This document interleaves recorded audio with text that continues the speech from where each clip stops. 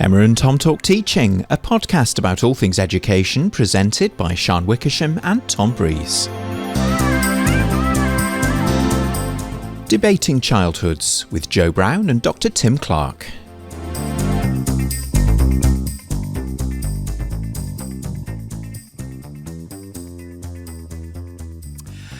Hello and a warm welcome back to the podcast, where Sian and I are joined in the studio today by two guests who've come over from the University of the West of England in Bristol. Joe Brown and Dr. Tim Clark, welcome. Oh, thank you. Yeah, good to be here. Good morning. Thanks for the invite, Tom. And although I've said where you're from, I've given very few other clues to our listeners. So, Joe, would you like to start off by giving us a bit of a sense of who you are and what you do and why you're here? Sure, yeah, absolutely. So I'm Joe Brown, and I've been working in HE for, close to sort of 25 years now in a variety of places. I've been at UE for nearly 9 years now, and I'm the programme leader for our undergraduate early childhood programme there.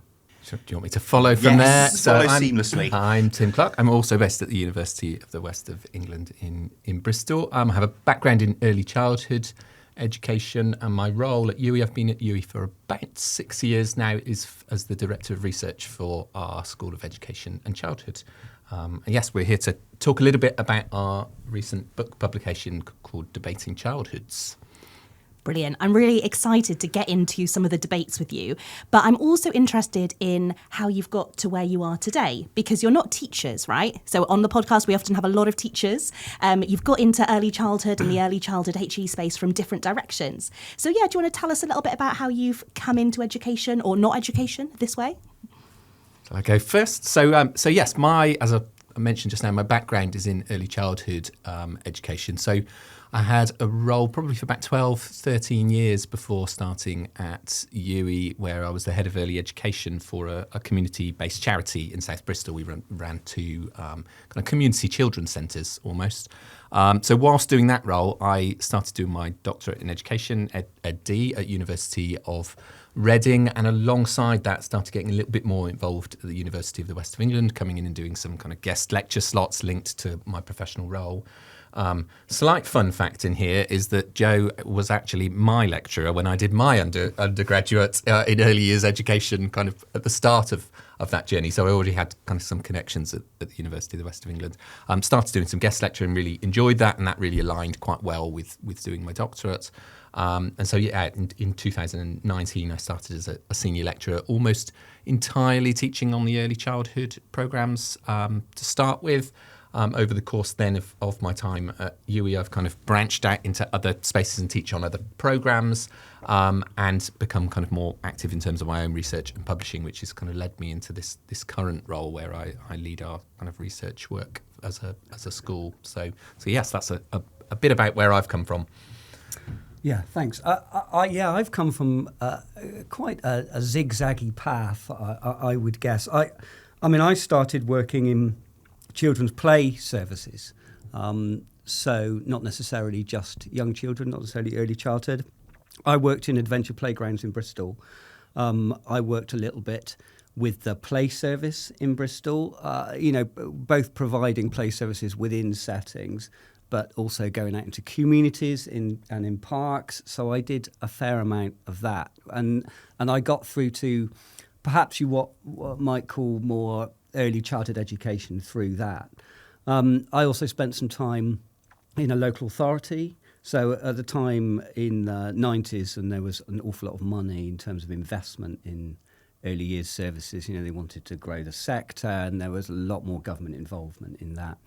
I worked for a local authority developing new provision and supporting existing provision in that. So that's my way into education. And then I spent some time in FE, in further education, teaching both FE courses and HE programs there.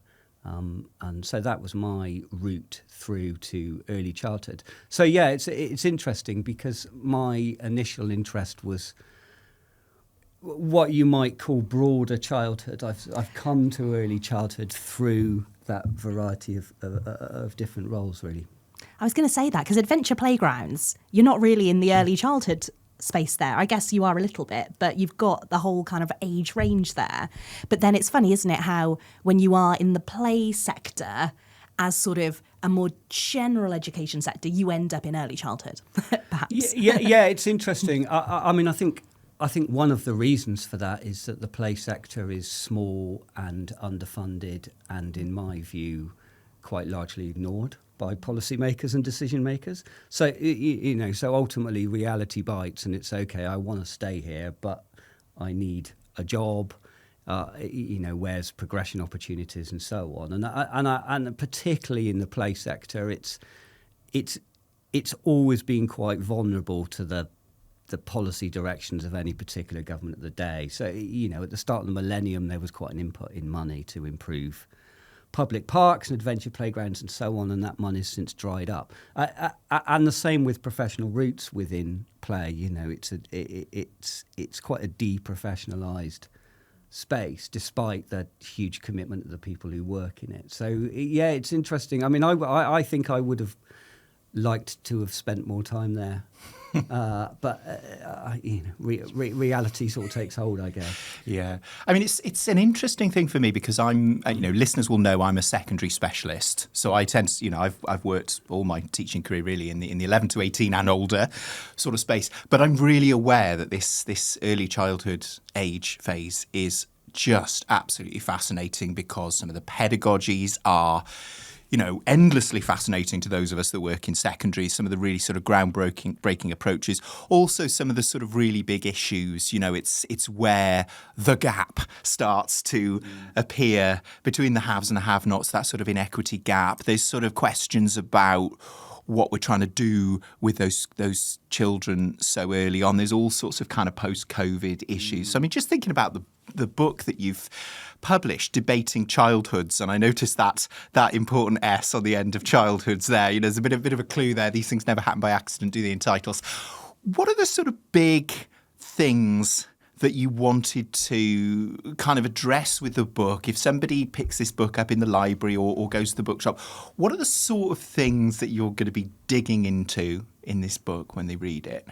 I mean, I think the first thing I'd say, just kind of picking up on that point around that kind of vocational focus, is we were really clear that, and it's why we're really, really positive about coming on a podcast that's aimed at a kind of teaching audience. We were really clear that the book was about focusing on early childhood more broadly and should be of interest and should act as a provocation for teachers, practitioners, students across different spaces. So there's a bit in the first chapter where we talk about actually most of the literature and most of the way that we structure programs is around the idea that almost children only exist in these education spaces, yet the professionals that end up coming out of courses like early childhood, which has a really broad focus in terms of thinking about children in society, for example, will go off into all sorts of different routes, and that's really important and really of value. So they'll go off and they'll go into policy, into health, into social work, into adventure playgrounds, into community spaces.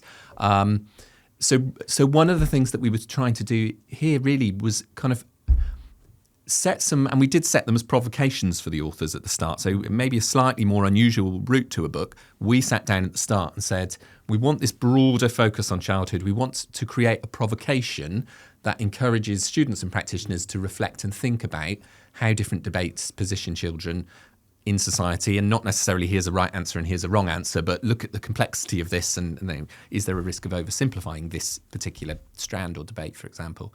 And we were aiming that at hoping that we were engaging with a broader audience and that would be of interest at people at different stages of the curriculum in terms of teaching, different stages of career, and in supporting students to engage with issues about how we position and think about different things. So there are debates in here related to things like play, approaches to assessment, for example, how policy positions children and whether there's a kind of dominant ideology that we just don't question, but actually threads through things that we do, and actually whether there is value in stepping back and thinking about, well, actually what's the purpose and point of this.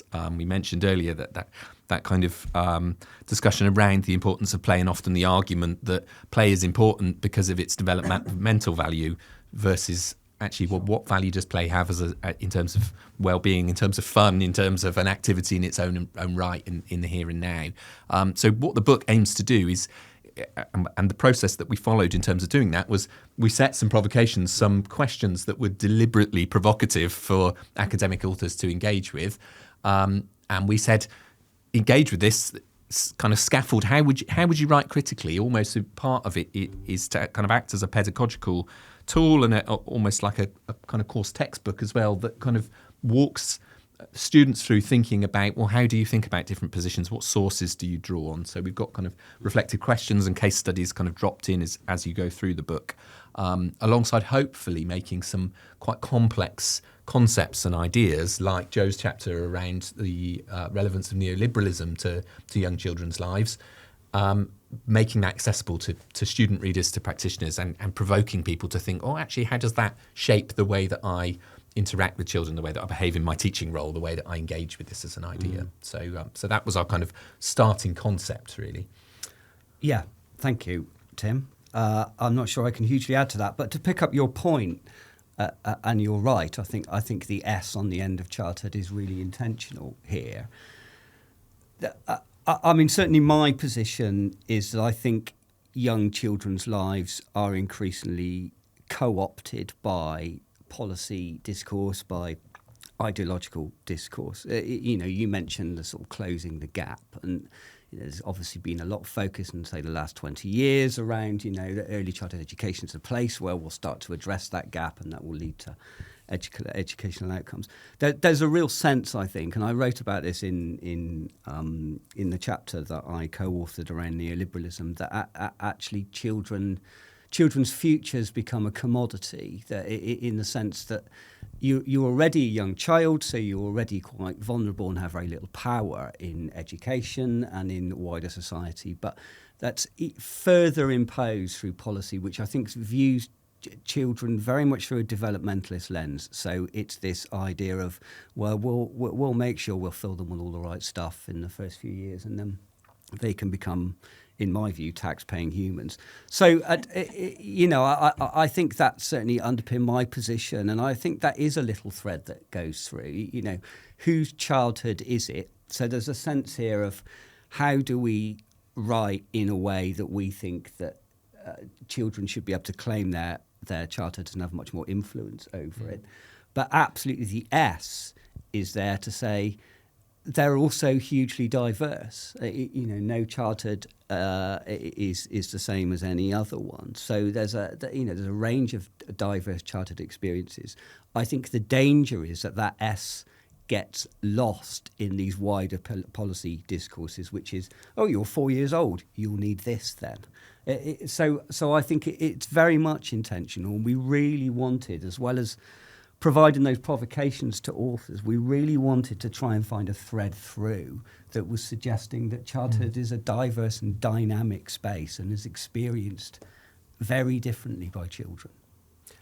And that it's okay to reflect and challenge for students and for practice. And obviously, often students, practitioners, teachers will be working in spaces that are regulated by policy and mean that they need to engage in certain practices, approach to things in certain ways, but that there's value in reflecting on those kind of taken for granted dominant positions of it's okay to step back and think about that kind of developmental perspective and think, well, is that all teaching is about? Is that all pedagogy is about? Is that all planning early childhood environments about? How do I move this child to the next step to get towards that next assessment, and thinking about that in terms of future economic activity, etc.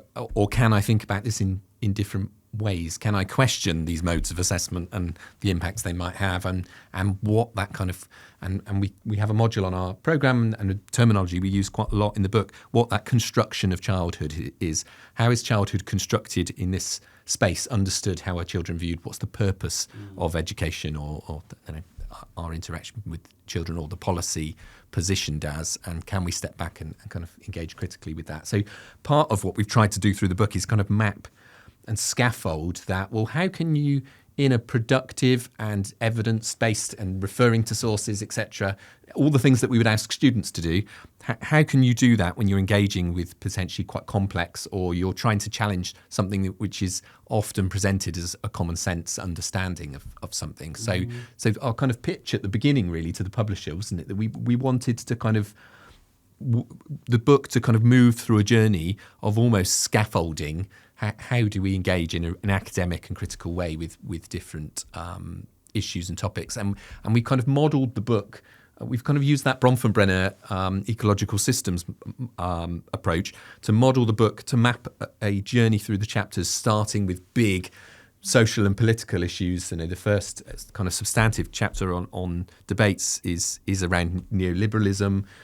So some of those earlier chapters focus on the kind of bigger picture. And then as we move through chapter by chapter, we get kind of closer and closer to the middle, and by the end chapter, we're thinking about also what does that mean in terms of what does it mean to listen to children? What does it mean to advocate for children? So we kind of move through different topics and issues. So we kind of had quite a deliberate, here's a pathway. So that also, if you're hopefully, if you get an interesting reader who's reading the book cover to cover, which we hope we'll get a few, that everything is kind of underpinned by so before you start reading about commercialisation of childhood, for example, you've already thought about neoliberalism and what that might mean, the implications of that in terms of ideology and the way that we frame issues. So you're kind of walking through that from different perspectives. So I think we had, I think that was one of the, and one of the things, we felt quite confident at the beginning, we had quite a clear picture of what it was we were trying to do. And it's mapped quite well to our teaching, so we have modules that kind of directly link to this, so we can obviously use it as reading with students, and it kind of supports as a teaching tool as well. Yeah, I'm interested in the sort of audience for the book, because like you say, it's quite broad, right? Like it could be people who are working in the education space purely. It could be people working in the early years space. I feel like parents, you know, like it's an interesting kind of topic for anyone who is engaged in a childhood. And I think, by framing it through the lens of debates as well, you're sort of fronting the controversial aspects, aren't you? So both for your authors, but then also for your readers. So in terms of the audience, you might well get sort of quite a broad range of people who could be interested from perhaps different perspectives. We would certainly hope so. We thought about that when we made the initial pitch to the publisher. I mean, clearly, considering where we work and our positions, our first thought was, how do we create a textbook which might look at perhaps some quite contested and difficult, challenging topics in an accessible way for undergraduates. So that's where we started. But we were really keen to try and appeal to a wider readership. We have authors in here, certainly Kate Irvin with a chapter in here on assessment from local authority. So, we were certainly positioning this as saying, well, we think it has values for people who work in the field, in early year settings and in schools and so on. So we were really keen to try and fill some of that space, but absolutely, parents. I would hope so as well. So I think we were keen to create a book for students, but a book for students that would also have wider interest in the field. I hope we've. Or perhaps I'm speaking for myself. I hope we've provided a sense of balance. I think there's chapters here that are quite critical about things that are happening in policy and society around childhood, but we were also keen to task the authors with trying to find some places for hope or for challenge or for ways forward. We were keen not for it to be just a sort of diatribe on how terrible everything was, and sometimes that's a challenge. I certainly find that a challenge, but we were keen to suggest potential solutions. I think alongside critiquing where we think we are, and I think also avoiding that oversimplification that sometimes you present a debate critically and you can equally oversimplify it by kind of taking it to the other extreme. I think Kate Irvine's chapter that you mentioned around assessment is a really interesting example of that. That chapter's titled The Good, the Bad and the Ugly, and it kind of talks about assessment practice from three different perspectives, highlighting that it can cause inequality, it can be problematic, but also highlighting that actually there is a necessary component of that, and we have to accept that that's part of teaching and learning practice, and so kind of provokes then the reader to think, well, I can think about that from different angles and think, well, yes, of course I still need to do this, But actually, what can I think about in terms of how does that impact on the way that I'm interacting or the way that I'm thinking about children in any classroom setting? Or Yeah, and thinking about like a student-teacher perspective, that's exactly what we want them to be doing, right? Is to not just blindly apply things because they're seeing them, they're kind of copying what they've seen before, but to actually think critically about why is it that I'm being asked to do this particular thing? Sure. Is it always going to be applicable in every context? Yeah. Actually, is the thing itself valuable, or is there a purpose behind it and I can achieve this purpose in different ways? Yeah. And yeah, I can imagine sort of by reading, engaging in these debates as well, you kind of get to that slightly deeper understanding of pedagogy. Although I'm thinking, like in an undergraduate course, you have the luxury of time a little bit. Yeah. I feel like for me, I'd be sort of looking at maybe the NQT year rather than the PGCE year, maybe, because I don't know, it doesn't really, I don't know whether Tom, you agree, it's only now, sort of we're February, that we start having some of these debates, really, isn't it? There's so much to kind of get your head around so early. But then that makes me wonder as well, have we got teachers in classes who've never really had the time and space to consider some of this stuff? Yeah, I mean, I would talk from an English context rather than the Welsh context. I would say that over a number of years now that teacher training, particularly post-grad teacher training, is quite a site of government control. And is increasingly tightly controlled over the years in terms of the requirements and the curriculum and number of placement days and so on. My personal position is that that's not accidental, right? The cynic in me would suggest that actually what governments feel they need in teachers who are people who are willing to manage a classroom and do as they're told. So it's not particularly within the interest of policymakers to interrogate these kind of issues and have those critical discussions around exactly what you say. I'm doing this, why am I doing it? What might the impact of this be? That increasingly we've seen teacher education become teacher training in the sense that there's a set of prescribed standards, certainly in England, I don't know about the Welsh context, provide evidence, tick these standards off. And I think that is about governments wanting to control what happens within those classroom spaces. So if programmes can find spaces for these sort of debates, all the better for me. Because I think if we have teachers who are equipped to go in and question things and look at this, and as you say, a developing and deepening understanding of pedagogy, then we have teachers who are willing to be creative or are willing to meet the needs of diverse childhoods and so on and so forth. And for me, that's not controversial in the slightest. It might be for policymakers. Yeah, I mean, we've had, listeners may remember, we've had Trevor Mutton on from Oxford talking about those differences between Wales and England in terms of teacher education. I mean, without wanting to kind of go into a Welsh rabbit hole here, it's interesting to look over the border. And I think there is a different sort of feeling. I mean, you're talking about neoliberalism. I suppose, shoot me down, but I think the general sense is that the English government, certainly pre the general election, I don't know about post, but certainly pre, were more sort of neoliberally inclined policy-wise than in Wales, where in the early childhood space, I suppose we had the foundation phase, very, very sort of play-based, child-centred. Of course, the critique from those on the neoliberal kind of side of the fence is, well, look over the fence to Wales where they've not been as neoliberal as us and their standards are dropping, Sure. their attainment gap is widening, their reading kind of ages are dropping. I suppose I'm sort of interested in is it possible to be less neoliberal and still have successful pupils, or is it about not defining success in the way that it's currently defined? That's a really good question. For me, neoliberalism works successfully because it's adaptable and dynamic, right? So it exists almost everywhere.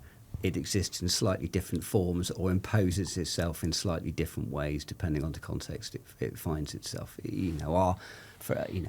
Our Scandinavian economy is neoliberal? Absolutely. Do they look like the US economy? No, they don't. But ultimately the aim's the same for me. I think you have to question what we measure, right? Because I think if you agree that governments in neoliberal economies are advancing neoliberal aims, albeit in perhaps slightly different ways, or it looks a little bit different, they are measuring what supports the arguments to continue along a path for education which meets services in the neoliberal economy, essentially, right? If neoliberalism is also very good at pulling people back in line, right?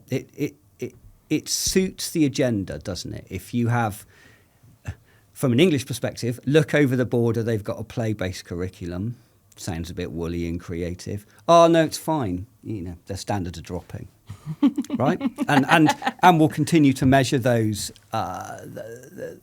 kind of metrics. So the narrative in England is that the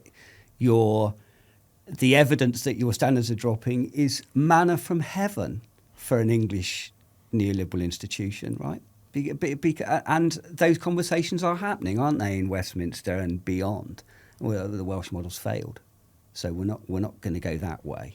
So I think neoliberalism as a set of structures is really skilled in trying to pull people back into the lane.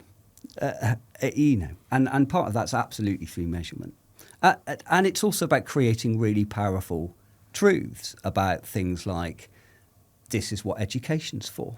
And, by extension, Tim talked earlier on about, we talk about constructions of childhood. By extension, this is what childhood is for.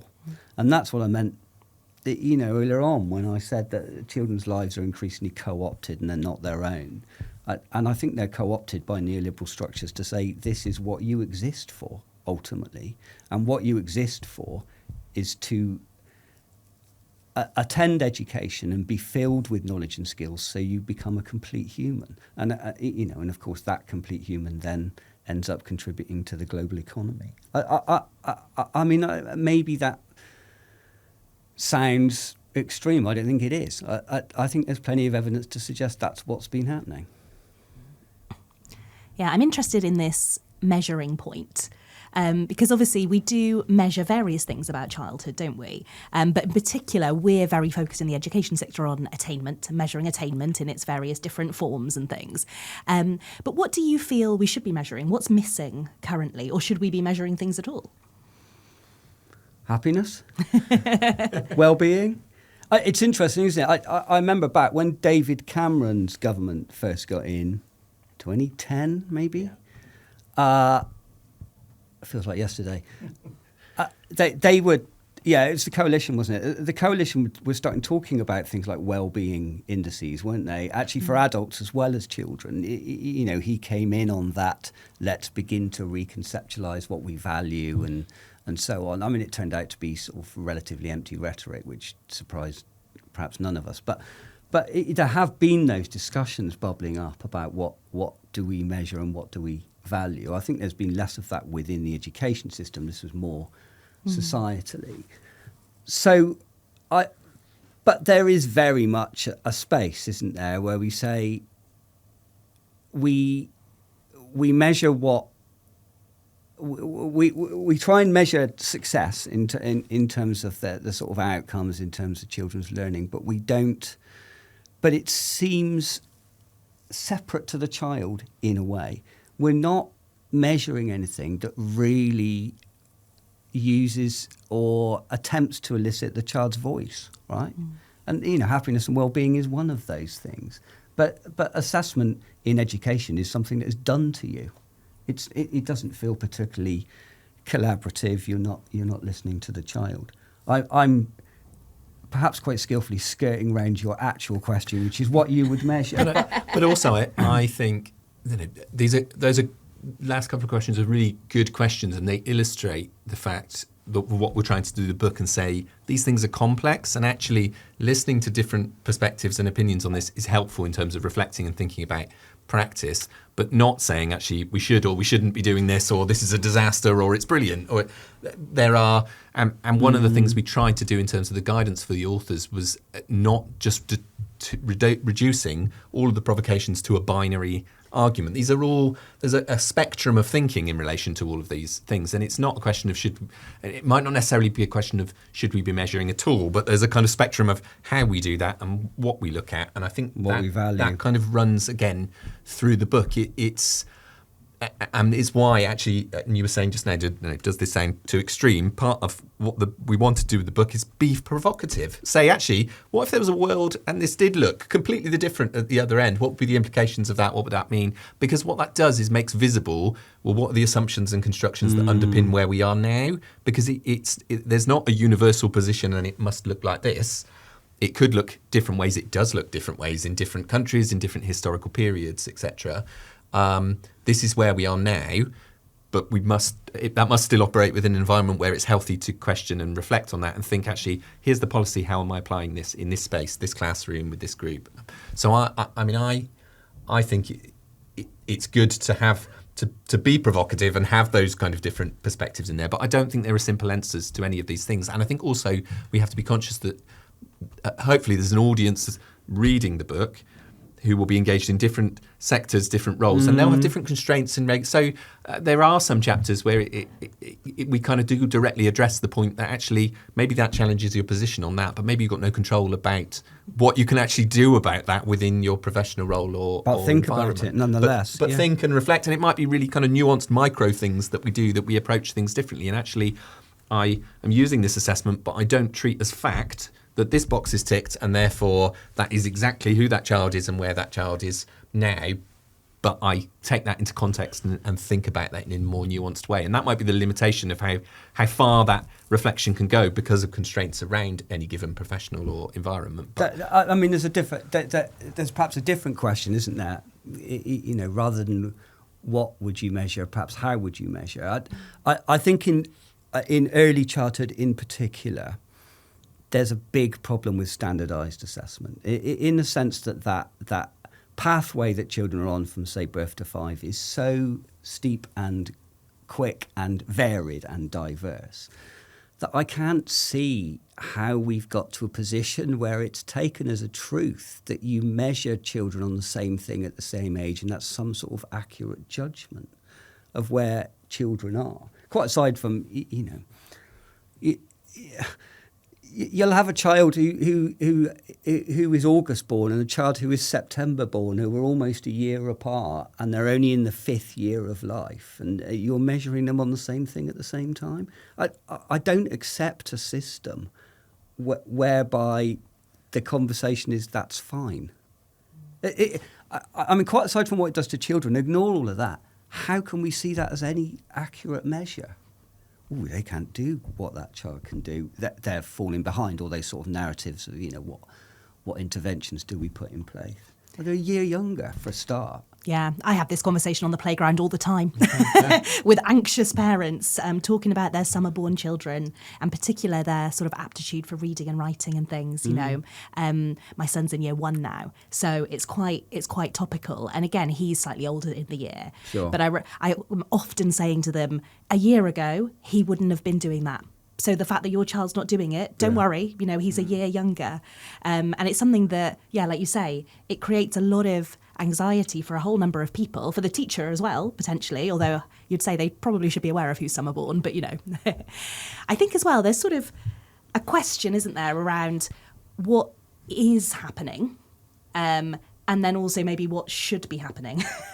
And that's another kind of perhaps a nuance for people to think about, like actually what is going on when I'm doing that, but then also is that the right thing? Not that and there might be many different right things. And I guess the starting point is the openness for there being debates around those things, and again, at the heart of this. I mean, I think... Well, back to Tom's point, right? Childhoods. Yeah. They're all different. I think in some ways, kind of going back to thinking about training routes and the spaces for doing this, we have the luxury in an early childhood programme that this is a core focus of the whole degree, isn't it? And many of the students from early childhood will go on to do PGCEs with this. And we love it when they do. But at the same time, I think we're conscious that this is coming in the context that early childhood and childhood studies degrees have a kind of tricky positioning in the current higher education climate because they're not and we've deliberately protected ours isn't a vocational programme on the assumption that every single person coming out of that is going to go into early years, be an early years practitioner or teacher. So to protect that kind of broad focus and think about things like sociology of childhood and children in context of things like the law and things like that.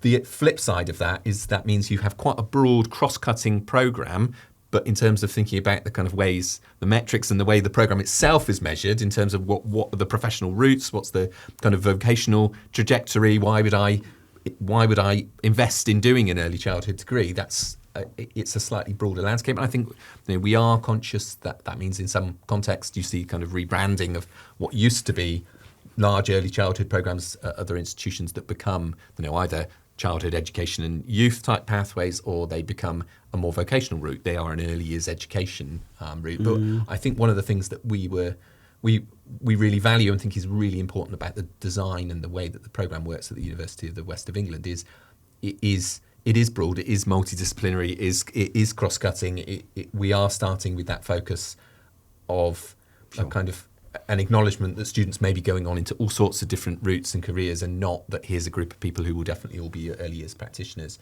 And it kind of starts with that underpinning rather than jumping straight into modules that are all about practice and pedagogy. We're starting with actually sociology of childhood. How is childhood constructed? How do we understand the child in society? One of the chapter headings that really caught my eye is play, investment or pleasure. And I was just really interested. Could you give us a little sneak peek of what sort of in that chapter, is it an investment or is it purely for pleasure? It really kind of piqued my interest. Yeah, good. Yeah, so this was written by colleagues at Birmingham City University, and it was great that we were able to get colleagues from other places to contribute. I mean, essentially this is really broadly around how adults view what play is for. So in terms of investment, the argument is that play, or aspects of play, or types of play perhaps, have been co-opted by education systems to provide particular outcomes. So this idea of play investment is that we privilege some forms of play over others, and they tend to be the ones that adults construct as being useful for development or useful for learning or controllable or some sort of adult-led idea. And so there's a number of writers who write on that. Elizabeth Wood is an obvious one. They talk about how play is seen as an investment in the future. If you do the right kind of play within early childhood, then you're able to adapt to later schooling and so on and so forth. Obviously, the alternate view of that is positioning play as something quite different, which is play, which is something which is directed by the child and chosen by the child. Perhaps the language we might hear in early childhood settings is sort of free play. So it's free play, it's owned and directed by the child, and it's something the child does because they have an innate biological drive to play and to explore the world through that. So it's sort of picking up on those two positions of play, really, the chapter, and saying, well, where are we? How do these two ideas of play interact? What are some of the challenges with enabling children to have more control over their play choices and so on? And I think that's true within education and outside of education. Actually, there's still forms of play in a park or in a street that would perhaps be deemed as acceptable by adults, and play that wouldn't be deemed as acceptable. So I think that's the heart of that debate, is where play is in society. Essentially, my position is I don't particularly like the term free play. I understand why it's used.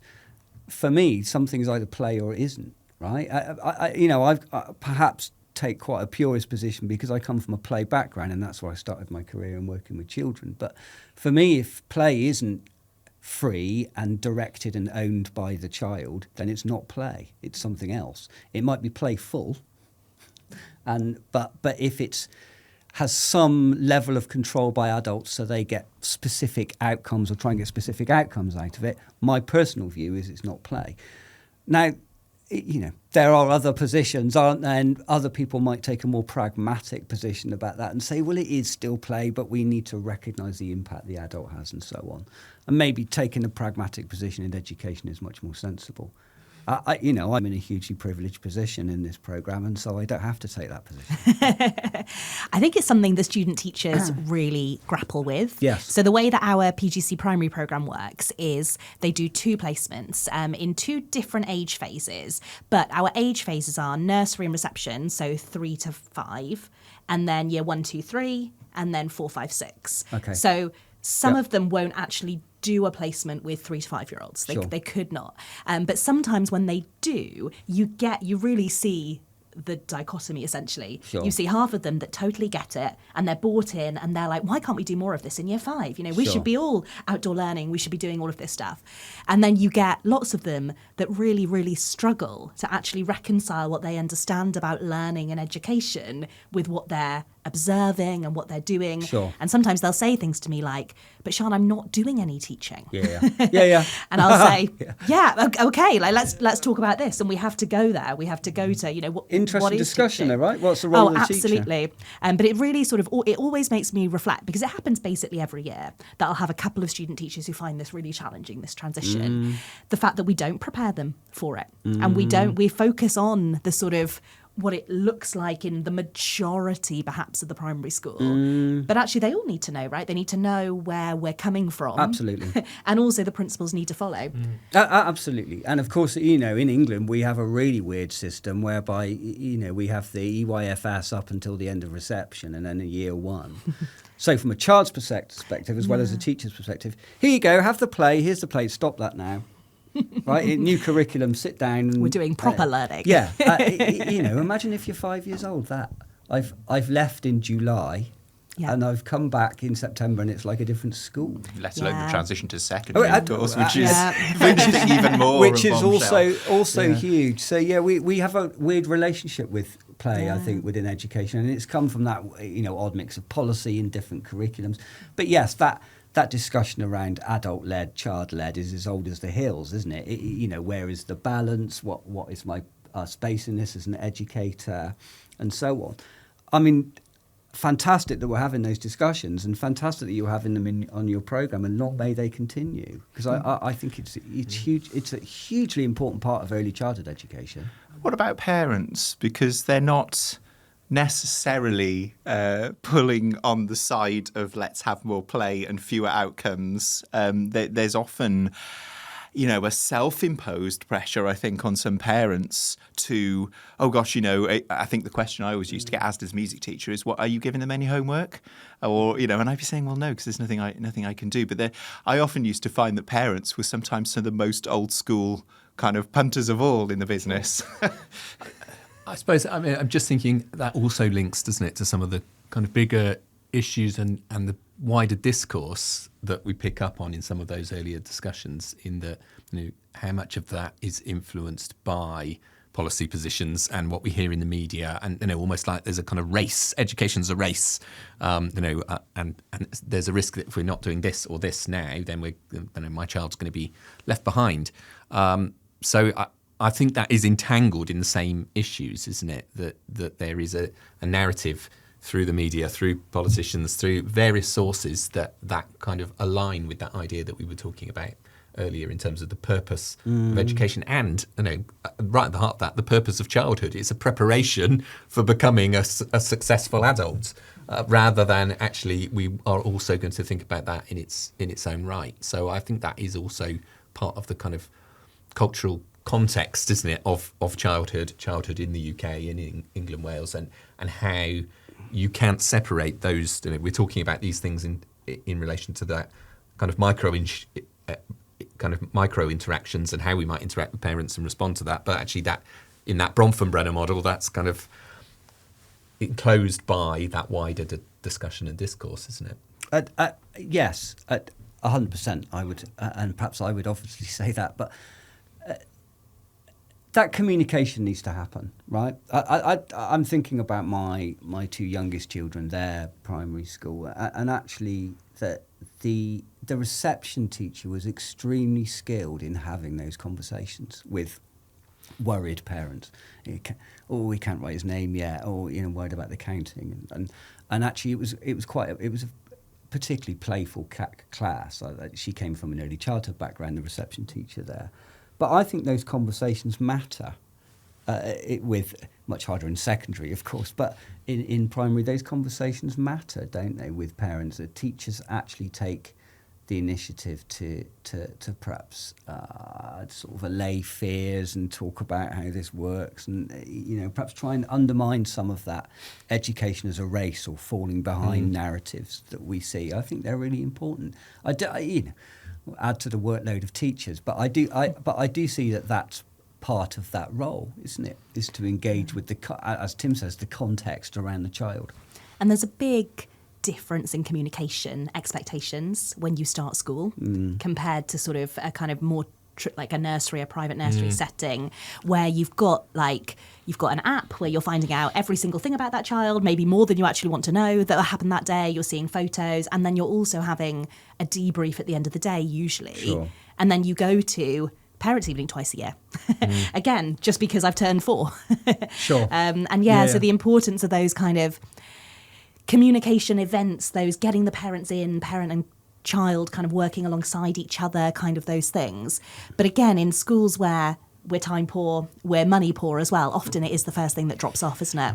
The optional. Yeah, of course. Is it because, is the sort of neoliberal approach, the race approach, the less communication approach, at least it's cheap, I suppose? Well, yeah, and it meets the aims, right? That's ultimately how it's judged. Or you're constantly pressing for it to meet the aims better, I guess. But yeah, it probably is a cheap approach, isn't it? That's a negative note to end on. But Sorry. Well, no, I was just sort of thinking, we discuss all kinds of really sort of big and interesting issues in this room, and I always seem to end up at the conclusion that actually we're not spending enough on this stuff. Absolutely not. Totally agree. The policies that we're seeing for our upcoming elections seem to be, long on short-term, bursaries to get people into the profession and that sort of thing, and quite short on the sort of massive kind of redirecting of the resources that we have that perhaps, some of the things you're talking about here would sort of imply. Yes, it would. And, you're an ex-music teacher, right? Yeah. And you teach music now. For me, that's what's happened to music education is neoliberalism in a nutshell. Right? What value to the global economy does creativity have? Get rid of it, or minimise it, or play it down. It's not. I'm repeating myself. It's not an accident that it's difficult to recruit music teachers, or that numbers are low on music teacher education programs, or schools are struggling to find time for music. That is precisely what's meant to happen, I'm afraid. PE is another one. There's lots of those. This relentless focus from primary on maths, English and science, that's slightly expanded when you get to secondary, but we're pretty much in that space, is about the global economy. Nothing else. It's not about children. And I am interested as well that with the curriculum for Wales, in theory, as a school leader, as a teacher, I could not do that. I could do whatever I want with my curriculum, really. Total autonomy. They've got total autonomy. But they're not. No. We're not. We're still... Well, that's the pervasive hidden nature of the big macro structures, right? It's sort of this debate between structure and agency. How much are we controlled by these big hidden structures, or how much agency do I have? In reality, you're saying, well, curriculum for Wales, they have lots of agency to make those choices, but almost all of them don't make them. No. Well, that's the structure winning. Yeah, I've often felt that, whatever else you may say about the England education system, at least they're honest about what they say. Whereas over here, it could be argued that, there's the illusion of a massive sort of amount of autonomy and agency. But schools are schools are in a competitive system as well, right?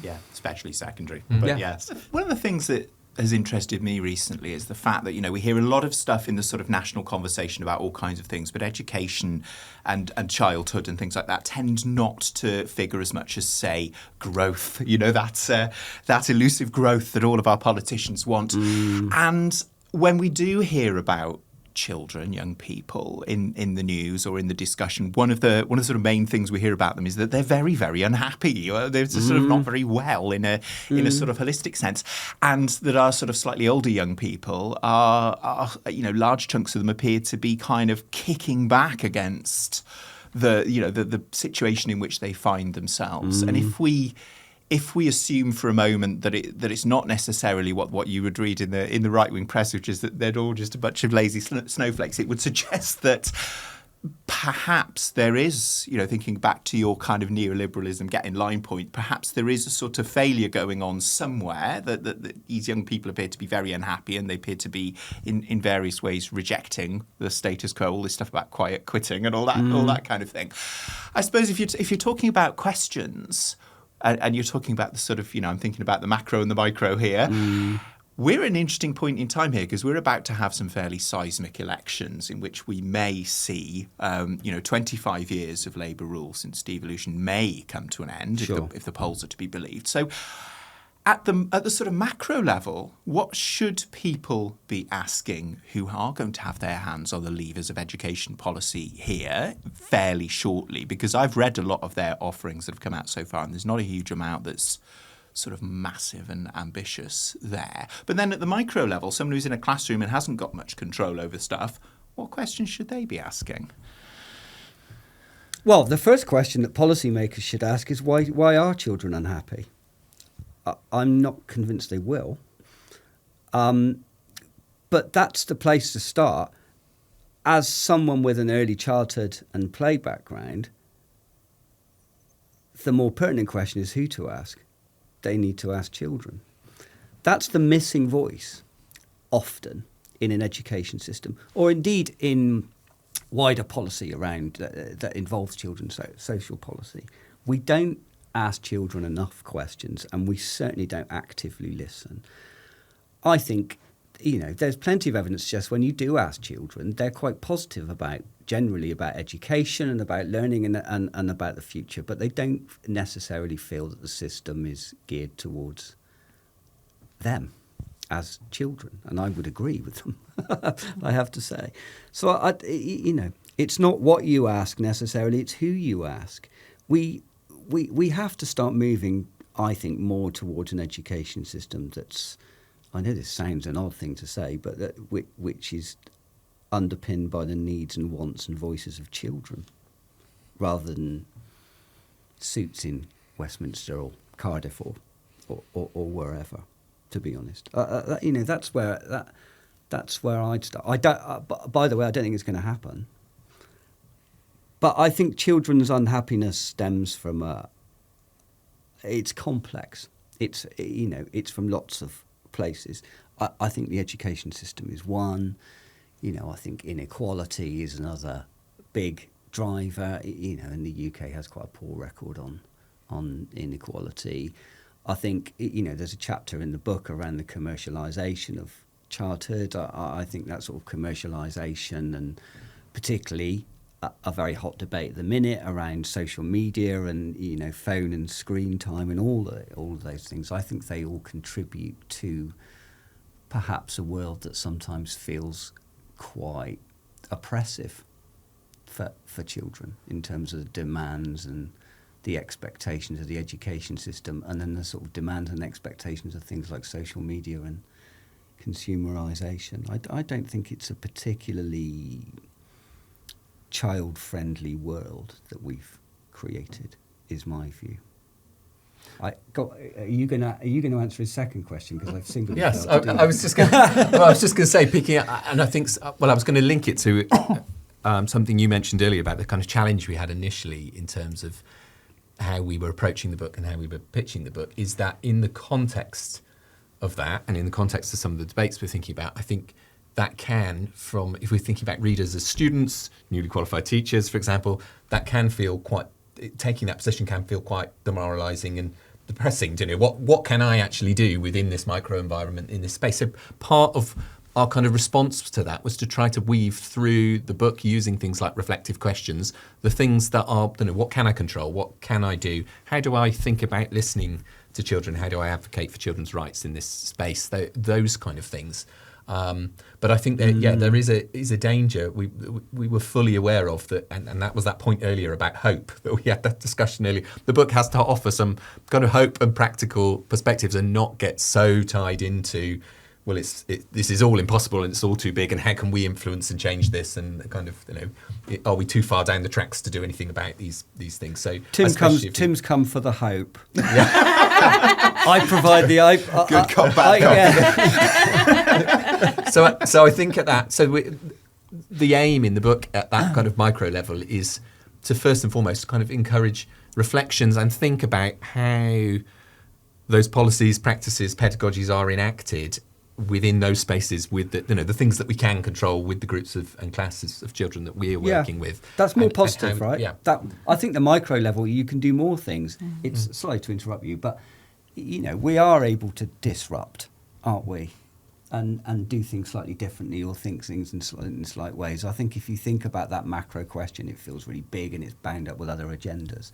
But you know, the teachers may feel controlled but when you're in your class with the children that you've developed relationships, there's absolutely incredibly positive little micro disruptions that you can undertake, can't you, to give those children, at least while the time they're in your classroom, a good experience as you possibly can within the structures that already exist. You know, so I don't think, hopefully there's no message in the book saying to make this better we have to change the world. We do, of course, but on an individual level, right? We can change perhaps a little corner of it, and I think that's positive. Yeah, and I think if a reader picks it up and engages with some of those issues and just comes away thinking, these things are a little bit more complex and a little bit more nuanced than perhaps I thought beforehand, something like assessment, for example, hopefully that will have some impact in supporting reflection and practice. However, even if that's really minor changes to the way that we perceive and receive information or engage with some of these processes, because I think we also have to be mindful, particularly if the core, and I know you said audience potentially could be broad, but the assumption is the core audience for the book are likely to be undergraduate students, newly qualified teachers, new practitioners, and there will be constraints and limitations on how much control and agency you have, particularly at that. If you're a student on placement in an early childhood setting or in a school, for example, in terms of the amount of agency and autonomy and authority that you have actually to think about the way things are done, at that stage of your career, that's more likely to be more limited, isn't it? But actually, if that starting point allows us to go into those environments and think, well, how's that enacted and how does that work here and what does that mean for that group of children? That's hopefully the starting point of being a reflective teacher who, as you develop through your career and think about different strategies and approaches and gain more autonomy and agency, allows that to inform and underpin.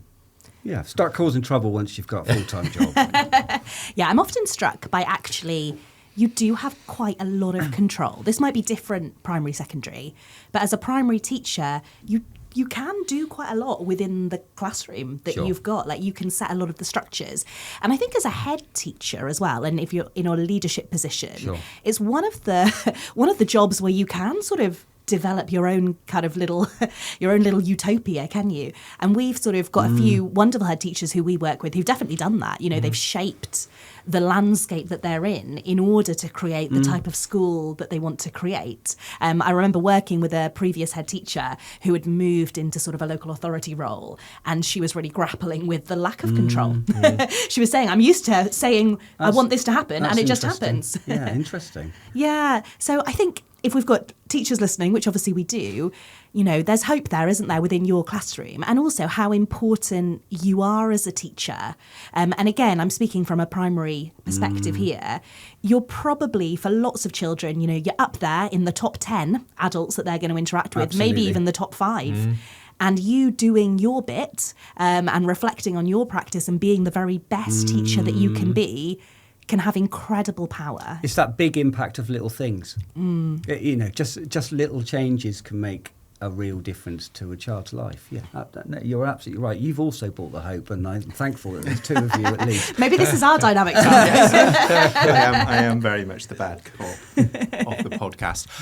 Okay, so we could go on about this for another several hours, but we should probably be mindful of our studio booking. So we're going to move on to the short slots, especially because I think in a podcast first, both guests have done both slots. So we are in an absolute cornucopia of interesting things and things to try.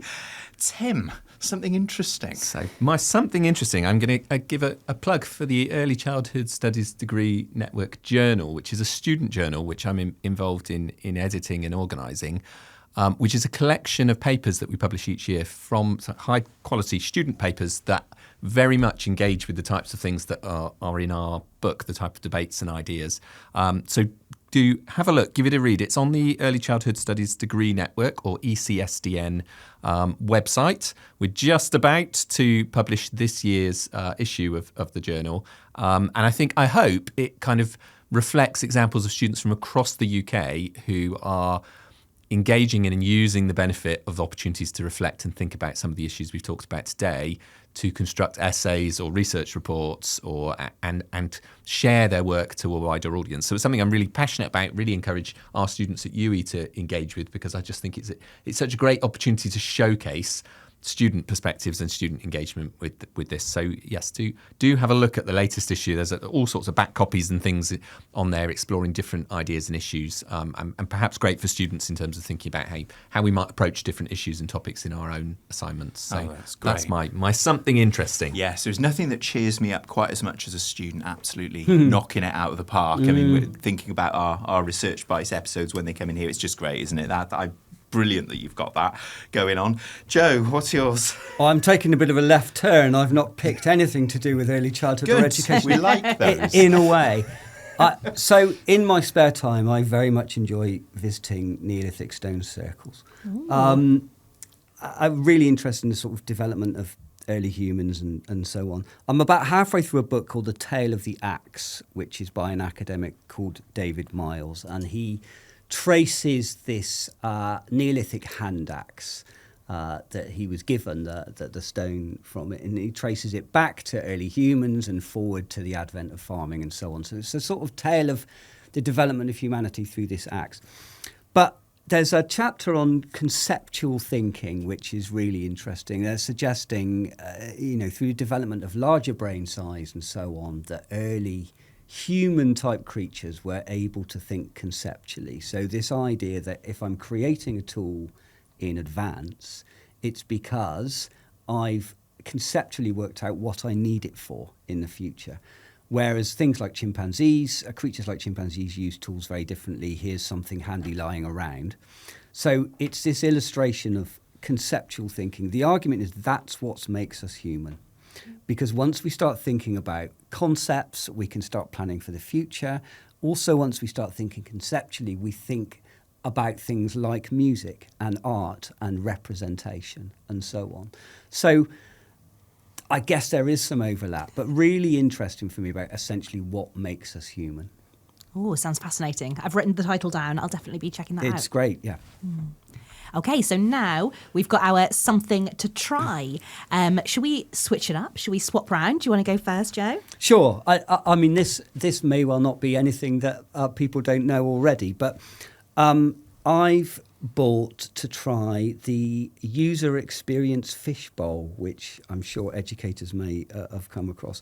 We're really keen on the programme to push 2 ideas. One is that every student on the programme has something really valuable to offer, and we should offer as many spaces as possible to try and disrupt that knowledge transmission model. The lecturer is the expert, providing information and you write it down and so on. So there's that, and also this understanding that we all have funds of knowledge. So we all bring something very useful to the party, whatever that is.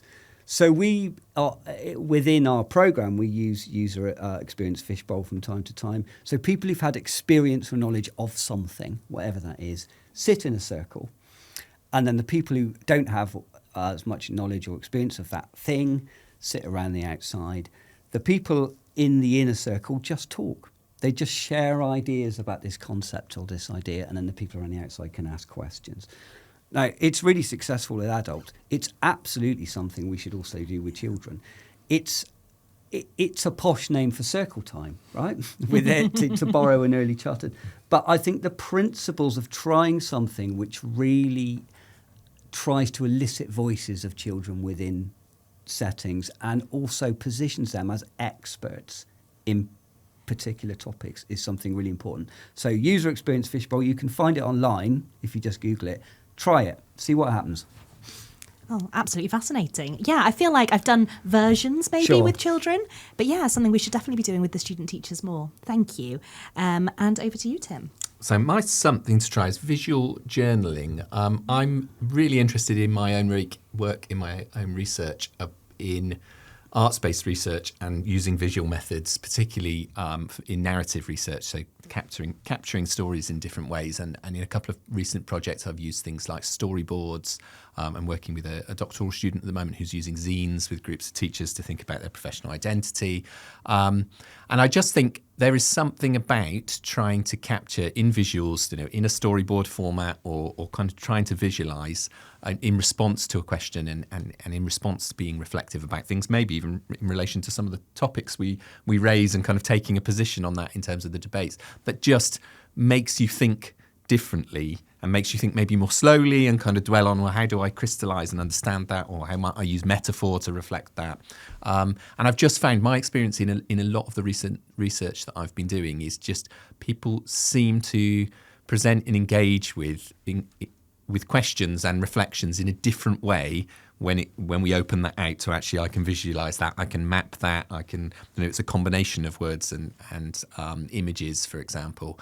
So I just think it's something worth trying, because I think it supports that reflection and can maybe break down some of those things when we think, if we're doing written journaling and we have that kind of longer narrative, we might position or communicate in a different way. So yeah, that was my something to try.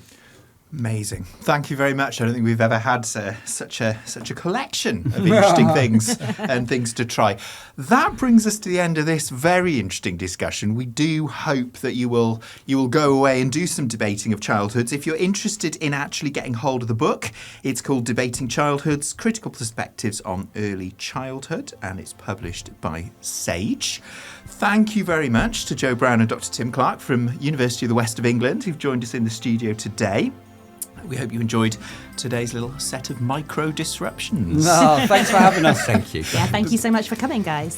And from good cops over there and the bad cops over here, we will be back with you in 2 weeks. Bye for now.